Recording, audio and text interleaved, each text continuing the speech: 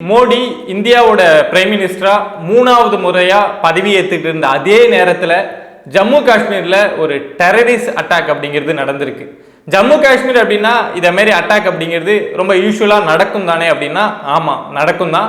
இதுக்கு முன்னாடி இது சம்பந்தமா நாமளே நிறைய செய்திகள் பார்த்திருந்தாலும் இது தொடர்ச்சியா அங்க நடக்கிறதுனால அது மேல ஒரு சலிப்பு இருக்கிறதுனால அதை நம்ம ஒரு பெரிய முக்கியமான ஒரு அட்டாக்கா பார்க்காம கடந்து போயிருப்போம்.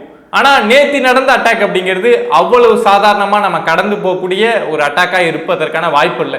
ஏன்னா அது நடத்தப்பட்ட நாள் நடத்தப்பட்ட நேரம் அப்படிங்கிறது தான் முக்கியம். இங்க டெல்லியில 7:15 மணிக்கு செரிமனி, அதாவது பதவியேற்பு விழாவுக்கான அந்த செரிமனி அப்படிங்கிறது நடக்குது. அங்க ஜம்மு காஷ்மீர்ல 6:15 மணிக்கு இந்த அட்டாக் அப்படிங்கிறது நடந்திருக்கு. இது வரைக்கும் இந்த அட்டாக்ல 10க்கு மேற்பட்டவங்க இறந்திருக்காங்க. என்ன நடந்தது, ஏன் இந்த நேரம் என்ன மோட்டோவா இருக்கும் அப்படிங்கிற விஷயத்தை பத்தியும், ஏன் இது நடத்தப்பட்டிருக்கலாம் அப்படிங்கிறத பத்தியும் தான் இந்த வீடியோவில் நம்ம பார்க்க போறோம். பிரபா டாக்ஸ்ல நான் பேசக்கூடிய கான்டென்ட் உங்களுக்கு பிடிச்சிருந்தது அப்படின்னா சப்ஸ்கிரைப் பண்ணி சப்போர்ட் பண்ணுங்க. வியூவர்ஸ் அனைவருக்கும் வணக்கம்.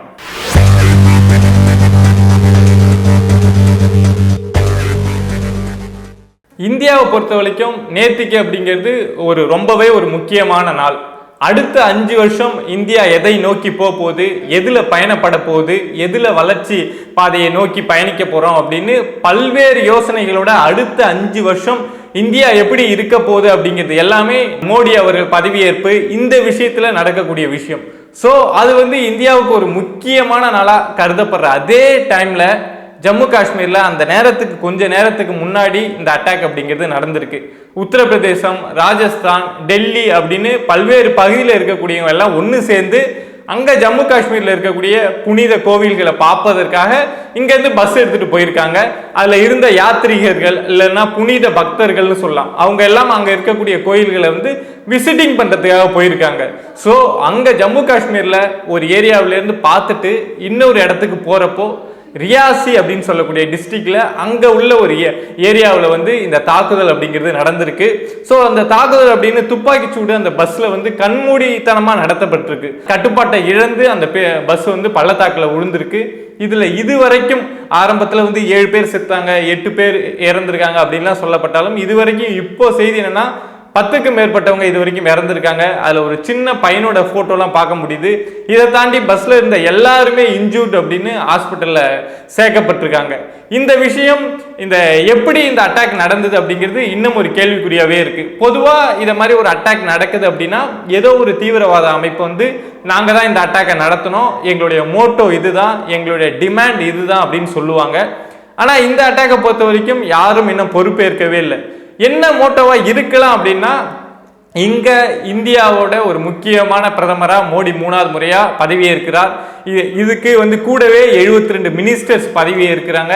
இதற்காக நெய்பரிங் கண்ட்ரியில் இருக்கக்கூடிய பல்வேறு முக்கிய அரசியல் தலைவர்கள், இங்க மால்தீவ்ஸ்ல இருந்து முகமது மீசு வந்திருக்காரு, இங்க ஸ்ரீலங்காவில இருந்து ரணில் விக்ரமசிங்க வந்திருக்காரு, இங்க பங்களாதேஷ்ல இருந்து ஷேக் ஹசீனா, அத மாதிரி முக்கிய தலைவர்கள், பூட்டான், நேபாள்ல இருந்து முக்கிய தலைவர்கள் எல்லாமே இந்த கூட்டத்தில் இருக்காங்க. இதை தாண்டி பாலிவுட் ஹீரோஸ், கோலிவுட் ஹீரோஸ்னு ஒரு பெரிய கிரௌடு இங்க இருக்கு. இந்தியாவோட ஒரு முக்கிய நாள். அடுத்த 5 வருஷம் இந்தியா எதை நோக்கி நகரப்போகுது அப்படிங்கலாம் முடிவு பண்ணக்கூடிய ஒரு கவுன்சில் ஆஃப் மினிஸ்டர்ஸ் பதவி பிரமாணம் எடுக்கக்கூடிய நேரத்துல இந்தியாவுக்கு ஒரு அச்சுறுத்தலை கொடுக்கிற மாதிரி, இந்தியா மீது ஒரு இழியான பார்வையை மற்ற கண்ட்ரிகளுக்கு கொடுக்கிற மாதிரி இந்த அட்டாக் அப்படிங்கிறது ஒரு திட்டமிட்டு நடத்தப்பட்டதா தான் இது வரைக்கும் பாக்குறாங்க. ஏன் இங்க இவ்வளவு பெரிய சம்பவம் நடக்குது, இதை ஏன் நம்ம இந்த அட்டாக் கூட பார்க்கணும், ஒப்பிடணும் அப்படின்னா, இது தனித்தனியா பார்த்தா ரெண்டும் தனிப்பட்ட சம்பவம். ஆனா அந்த டைம் லைன் அப்படின்னு பார்த்தோம்னா இங்க 7:15 மணிக்கு நடக்குது, செரிமனி தொடங்குது. இங்க 6:15 மணிக்கு இந்த அட்டாக் அப்படிங்கிறது திட்டமிட்டு நடத்தப்பட்டிருக்கு. இதை நம்மளுடைய நாட்டு பிரதமர் ஒரு கண்ட்ரிக்கு போறாரு அப்படின்னு நம்ம எடுத்து பார்த்தோம் அப்படின்னா இந்த விஷயத்தை ஈஸியா புரிஞ்சிக்க முடியும். இப்ப அமெரிக்காவில் ஜோ பைடனோ டொனால்ட் ட்ரம்போ இதை மாதிரி பதவியேற்பு நடத்துறாங்க அப்படின்னா அதற்கு அவங்க இன்வைட் பண்ணி பிரதமர் நரேந்திர மோடி போறாரு அப்படின்னா அந்த நேரத்தில் அங்க அந்த செரிமனி நடக்கிற நேரத்தில் அமெரிக்காவில் இன்னொரு மாகாணத்தில் ஒரு டெரரிஸ்ட் அட்டாக் நடக்குது, துப்பாக்கி சூடு நடக்குது அப்படின்னா நாம இந்தியா எல்லாமே அங்க கவனிச்சுட்டு இருப்போம், மோடி போயிருக்காரு அப்படிங்கிறதுனால. ஸோ நமக்கு பார்க்குறப்போ அமெரிக்கா இவ்வளவு பாதுகாப்பான நாடு என்னென்னமோ சொல்றாங்க. ஆனா இதை மாதிரி ஒரு ஃபங்க்ஷன் நடக்கிறப்போ இன்னொரு இடத்த டெரரிஸ்ட் அட்டாக் நடக்குது அப்படின்னா அமெரிக்காவிலும் தீவிரவாதம் இருக்கு, பயங்கரவாதம் இருக்கு அப்படிங்கிற எண்ணம் எல்லாருக்குமே வரும். அதே எண்ணத்தை தான் இந்தியா மீதும் கொடுக்க நினைச்சிருக்காங்க. இந்த அட்டாக் மூலம் இந்தியா மீதும், இந்தியா வந்து ஒரு பாதுகாப்பான நாடு கிடையாது, ஒரு பயங்கரவாத அமைப்பு அங்கேயும் இருக்கு, பயங்கரவாதிகள் அங்கேயும் இருக்காங்க, இந்தியா மீது அவ்வளவு ஒரு நம்பிக்கை வைக்க வேணாம் அப்படின்னு ஏதோ ஒரு விஷயத்த இது மூலமா உணர்த்தணும் அப்படின்னு தான் இந்த விஷயம் வந்து திட்டமிட்டு இந்த அட்டாக் நடத்தப்பட்டதாக பார்க்கிறோம். இது வரைக்கும் அந்த பள்ளத்தாக்கில் விழுந்த பேருந்து, அங்க உயிர் போனவங்களுடைய உடல்கள் எல்லாம் அந்த மீட்கிற பணி அப்படிங்கிறது ரொம்ப தீவிரமா நடந்துட்டு இருக்கு. எந்த ஒரு அமைப்பும், தீவிரவாத அமைப்பும் இதுக்கு பொறுப்பேற்காததுனால யார் இதை செஞ்சாங்க அப்படின்னு கண்டுபிடிக்கக்கூடிய அந்த கூடுதல் அந்த சுமையும் வந்து இப்போ நம்மளுடைய கவர்மெண்ட்டுக்கு இருக்கு. மிலிட்ரி, பேராமிலிட்ரி, என்ஐஏ அப்படின்னு ஒட்டுமொத்த டீமும் இப்போ வந்து ரியாசியில இறங்கி தாக்குதலுக்கு என்ன காரணம் அப்படிங்கிறது அந்த தேடுதல் பணி அப்படிங்கிறது போயிட்டு இருக்கு. ஒரு குழுவா என்ன கிடைச்சிருக்கு அப்படின்னா, நேத்தி இந்த பஸ் வந்து அங்க இருக்கக்கூடிய ஜம்மு காஷ்மீர்ல இருக்கக்கூடிய ஒரு செக் போஸ்டை கிராஸ் பண்ணி போறப்போ பின்னாடியே அடுத்த ஒரு நிமிஷத்துல ஒரு ஜீப் ஒன்று அது பின்னாடியே போயிருக்கு. ஸோ இது அங்க இருக்கக்கூடிய சிசிடிவில தெரியுது.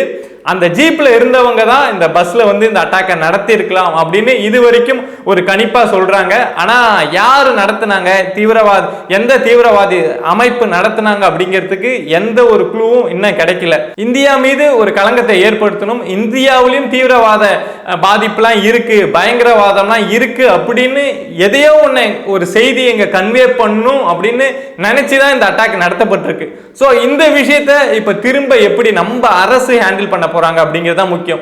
ஆனா இந்தியாவில் பாஜக, காங்கிரஸ் அப்படின்னு கட்சிகள் வேறுபாடு இருந்தாலும் எப்பொழுதும் எல்லா கட்சியுமே பயங்கரவாதத்திற்கும் தீவிரவாதத்திற்கும் எதிராக தான் நின்றுருக்காங்க. இந்த விஷயத்திலையும் அப்படியே தான் நின்றுருக்காங்க. இந்த பக்கம் பாஜக தரப்புல மோடி அவர்கள் வந்து பிரதமரா பதவியேற்றாலும் எதிர்கட்சி தரப்புல இருக்கக்கூடிய மல்லிகார்ஜுன கார்கேவும் ராகுல் காந்தியுமே இந்த விஷயத்தை என்ன சொல்லியிருக்காங்க அப்படின்னா, இதை வந்து ஒரு அரசியலா மாத்தாம, பாஜக மீது பழி போடாம, பயங்கரவாதத்திற்கு எதிரான அனைத்து செயல்களிலும் இந்தியா வந்து ஒன்றிணைந்து நிற்கும். அதாவது நாங்க காங்கிரஸா இருந்தாலும் எதிர்கட்சியா இருந்தாலும் பயங்கரவாதத்துக்கு எதிரான இந்த செயல்ல வந்து கட்சி வேறுபாடு என்று எல்லாம் ஒன்று சேர்ந்து நாங்க நிற்போம் அப்படிங்கிற சொல்லியிருக்காங்க.